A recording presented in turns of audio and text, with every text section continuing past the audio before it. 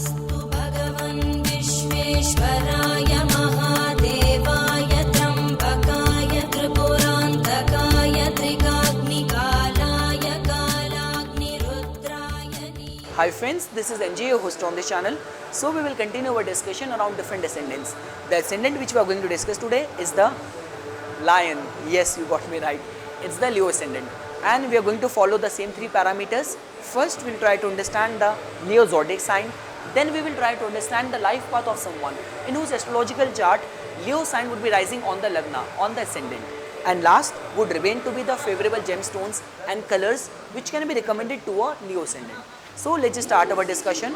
Like the way I've been saying this thing in this whole series, that zodiac is a reference point for fixing up the position of a planet or star in the sky. You divide this whole zodiac belt into 12 equal parts. You'll get the 12 zodiac signs or 12 rashis. Now, each zodiac sign carries the energy of 3 different nakshatras. Leo sign carries the energy of Magha nakshatra, Purva Falguni nakshatra and the Uttara Falguni nakshatra. When it comes to the attributes attached to this sign, so first of all, it is a fixed sign, it is a fire sign. This sign rules the east direction. It has been allotted the Kshatriya caste as per the Hindu astrology caste system, which represents the warrior. This is a diurnal sign which is strong during the daytime, and the symbol is lion, making it a quadrupt sign. So this is about the basic attributes which defines this sign. Now when it comes to understanding the personality traits of people under the influence of this sign, so if you have to understand the personality traits, all what you need to do is that you need to blend the planet sun with the lion. What will you get? You will get a confident, brave, courageous, fearless, independent personality. So this is what these Leo people tend to be. And when it comes to the negative side, their weaknesses, they remain very much vulnerable towards anger, egocentricity, along with little bit of the dominating nature. This is about what Leo zodiac sign represents. Now when it comes to understanding the ascendant, first of all, what do I mean by ascendant? See, ascendant is the sign rising on the eastern side at the time when you were born. It is very important because it lays the foundation of your whole life. Now what is going to happen is that in a typical North Indian astrological chart, houses are fixed. They carry a fixed meaning. There is one house which tells about your family. There is one fixed house which tells about your career. But what kind of energies, what kind of influence, what kind of circumstances would erupt in those aspects of your life, that you get to know because of the ascendant. Because the sign rising on the eastern at the time of your birth will come on your first house. And because of that, you will get to know which all zodiac signs are going to come in the successive houses of your astrological chart. So now just begin our discussion on understanding the life path of these Leo people. So first house which tells about someone's personality. So as I have explained, their personality will possess all the qualities of courage, bravery, independent, leadership qualities. And apart from that, see, there is one thing which people need to understand. Like the way what happens that all the planets revolve around the sun for its light. Same is the kind of dignified and inspirational personality which these people possess. Their magnetism remains so strong that they automatically attract recognition, name and fame in their life. This is about their first house. Now when it comes to their second house, which is which tells about finances, your speech, your early childhood environment, your possession. So now there you will find the energy of the planet Mercury, because Mercury rules their second house in the form of the presence of Virgo zodiac sign. And the beauty of these people's life is that their two most important houses of finances, second house is ruled by the planet Mercury, and another house of finance, which is the 11th house, is also ruled by the planet Mercury.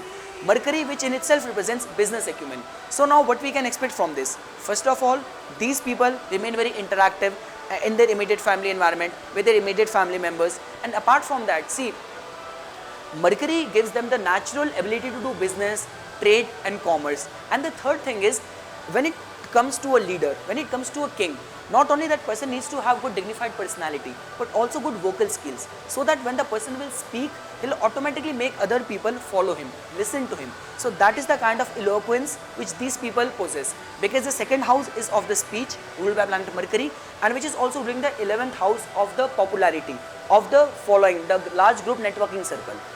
Now when it comes to the third house, which is about the neighborhood, siblings, about the communication. Now there you will find the energy of the planet Venus in the form of the presence of the Libra sign.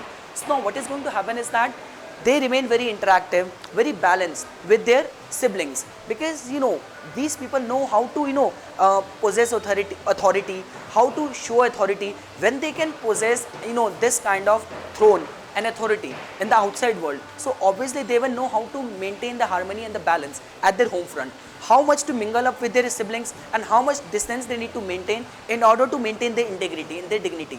So they maintain very very interactive and very balanced kind of communication with their siblings. When it comes to their because third house also tells about your skills, about your hobbies, about your desires. So whatever skill these people possess, it has been generally seen that those skills tend to give them good rise in their career, apart from that good public recognition, because Venus is not only ruling their third house of skills but also ruling the 10th house of status. So this is what we can expect from their third house. Now when it comes to these people's relationship with the mother, home environment, their inner mental strength, now there you will find the energy of the planet Mars in the form of the presence of the Scorpio sign. Now what is going to happen is that, see, in their life, Mars is ruling two very important houses, becoming the Yoga Karaka. Mars is not only ruling their 4th house of mother, but also ruling the 9th house of father, of pilgrimage, of fortune, of religion. So now what is going to happen is that, first of all, they remain very intense towards their mother, towards their homeland, towards their their community, their society. They remain very protective. Apart from that, when it comes to the source of deriving the inner mental strength, they derive it from the right source, right direction, in the form of the religion, pilgrimage, doing good charitable deeds. So that remains to be the source of mental strength, inner mental strength, inner mental peace. Now when it comes to their 5th house, which tells about someone's children, about creativity, about speculation, about education, now there you will find the energy of the planet Jupiter in the form of the Sagittarius sign. So now what is going to happen is that, first of all, they tend to do good in their education. Second thing is, when it comes to even their attitude towards their children, they remain very philosophical, and they are not among those who will shout at their children, who will scream at their children or abuse their children. They know how to maintain the dignity. That's the first thing. Second thing is, they, no matter how wealthy they are, but still they have this expectation that their children should acquire good degrees, good education. So this is about their attitude towards their children. Now when it comes to their creativity, so because see, sun people are already have those knack and inclination towards creativity. So when it comes to the creativity, because Jupiter is ruling the 5th house of creativity, entertainment, and apart from that, Jupiter is also ruling the 8th house of occult, of hiddenness, sudden ups and downs. So now what is going to happen is that, because 8th house is also of the longevity, so whatever they create, their creativity tends to be something which is going to last even after their death. That's the one way to look at it. Second thing is, their produced work remains to be kind of very out of the box, very taboo breaking. So that is the kind of creativity which these guys possess. And one more thing, because 5th house is also of the speculation. 8th house, which is ruled by the same planet, is of sudden ups and downs. So it has been generally seen that Jupiter gives them the fortune in the form of a good fortune in the speculation. Now when it comes to their 6th house, which is little bit tricky, there you will find the energy of the planet Saturn. So Saturn is ruling their 6th house and the 7th house. So these all are the two houses where these people need to pay their debts in this lifetime. So 6th house is of the enemies, 7th house is of the partnership. So there always remain a fear in their mind while getting into any kind of the partnership. Because with that said, these people are in any case born leaders, are more accustomed to head their own business or do things independently. But even when it comes to partnership, they remain little bit vulnerable there. And the second thing is, because see, 6th house is of the subordinates, your pets, employees working under you, and Saturn in itself represents servant. So many times it has been seen that they tend to have this little bit of ego where they want people to serve to them. And apart from that, we have already discussed, it's a house of enemies, and these Leo people know how to fight back, how to counter any kind of the obstructions, any kind of the resistance which they get in the life.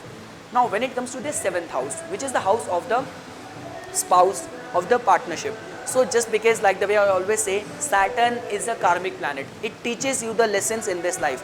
Its placement in the astrological chart just tells about all those areas of the life where our terms in this life will get tested repeatedly. So because of the 7th house rulership, first of all, these people remain very much vulnerable towards, little bit of the running into all those matches where the person has, fallen into them for some own self-centered needs, self-centered, desires or wishes. And second thing is, it's better for these people to marry little bit late in their life. Let's say in the 30 years of the age or 28 years of the age. And if they have gotten married earlier, it's better to just maintain their calm even if their marital life is not running in a good direction, because Saturn is a planet which gives the result after a little bit of the delay. So this is what we can expect from their 7th house signification. Now when it comes to their 8th house, again you will find the energy of the planet Jupiter over there. So first of all, the beauty is that in the 8th house of secrecy, of the hidden things and the knowledge of occult, you will find the energy of the planet Jupiter, which is ruling the first house, which is the 5th house, which is ruling the 5th house, which is of the knowledge, spirituality, knowledge of the scriptures, mantras. Jupiter in itself represents wisdom, and it is also ruling the 8th house of occult. So these people have strong potential to do good in any of the occult field. This is what we can see from their 8th house signification. Then comes their 9th house, where you will find the energy of the planet Mars in the form of the Aries zodiac sign. So now what has been seen that these people tend to remain very much vulnerable towards going extreme in the pursuit of any religion. That's the one way to look at it. Second thing is, see, this house is also of the foreign travels of father. So they remain, their relationship with the father remains very intense in the form of, see, it will all depend on the placement of the planet Mars, because these people are very hot-headed, and the 9th house is where the energy of the Aries is present. It's all about the headstrongness, impulsiveness. So the terms remain to be little bit volatile, little bit vulnerable. Apart from that, these people tend to travel a lot. This is something which they are destined to, kind of earn in this lifetime. When it comes to their 10th house, of their career, of their status, so now there you will find the energy of the planet Venus in the form of the Taurus sign. So as you people know that Taurus is a sign of, practicality, good business execution, and the Venus energy is all about, diplomacy, how to handle things, what to speak, what not to speak. So at their career front, these people maintain very calm and very practical kind of approach, where they know how to handle things, not to go over the top with their vision, with their plans, or not to remain very laid back. So this is the kind of energy which Venus infuses in their life. And along with that, because Venus is also ruling their 3rd house, of the communication, 3rd house of the skills. So they even gain from their skills at their work front. So all those skills which they have acquired, no matter even they have acquired it seriously or amateurly, those skills help them at their career front. Now when it comes to the 11th house, which is of the networking circle, which is of the large group friend circle, there you will find the energy of the planet Mercury again in the form of the Gemini sign. So now what is going to happen is that these people remain to be very eloquent speaker, very good speaker. Their good spoken skills only win over them all the good friends, and they become the life of all the all the party or of all the networking circle which they are a part of. Next is the 12th house, of the charity, of the secrecy, of the pilgrimage. Not pilgrimage is the 9th house, but the ashram, the retreat, seclusion we see from the 12th house. So now what is going to happen is that because of the presence of the sign Cancer, the sign ruled by the planet Moon. So first of all, it just tells about the secret identity of these Leo people, that they possess, they come across very strong, very dignified. Many times people get this impression that this person is very much, doesn't think for others, is not emotional. But Moon just tells about their hidden emotional, sensitive and caring side. And apart from that, because wheresoever Cancer sign is, person will go ups and downs in that sphere. So because of the presence of the Cancer sign, even their attitude towards charity goes through ups and downs. So there remain to be all those times when these people will not even hesitate in putting their whole money, attaching to some of the charitable cause. And there remain to be all those times when the person will not even feel like even donating a single penny to any of the charitable cause. So this is about the life path of these people. Now when it comes to understanding the favorable gemstones and colors, so to begin with, first of all, Sun being the ascendant lord, red color, the ruby gemstone is very good for them.